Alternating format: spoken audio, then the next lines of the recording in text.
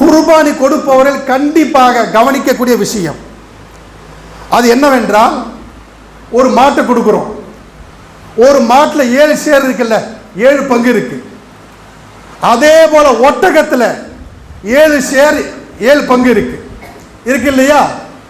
இந்த கூட்டு குர்பானி தரும்போது ஒரு 6 ஷேர் 6 கூட்டு ஹலாலான முறையில் சம்பாதிக்கப்பட்டது. ஹலாலான சம்பாதித்தவர்கள், உழைத்து சம்பாதித்தவர்கள், அல்லாஹ் எப்படி சொன்னானோ அப்படி சம்பாதித்தவர்கள். ஆனால் ஒருவர் அந்த கூட்டு சேருகிறார், ஒருவர் கடைசியாக 7வதாக கூட்டு சேருகிறார். அவருடைய தொழில் இருக்கின்றது ஹராமான தொழிலாக இருக்கிறது, வட்டி வாங்கக்கூடிய தொழிலாக இருக்கிறது.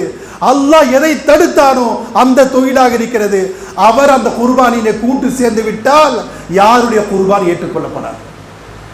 எனவே அன்பானவர்களே, யார் கூட்டு குர்பானி தருவார்களோ இதை கண்டிப்பாக கவனத்தில் வைத்துக் கொள்ளுங்கள், கண்டிப்பாக கவனித்துக் கொள்ளுங்கள்.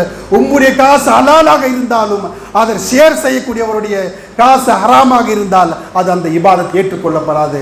எனவே அன்பானவர்களே, கண்டிப்பாக குர்பானி தருபவர்கள் இதை கவனத்தில் கொள்ளுங்கள்.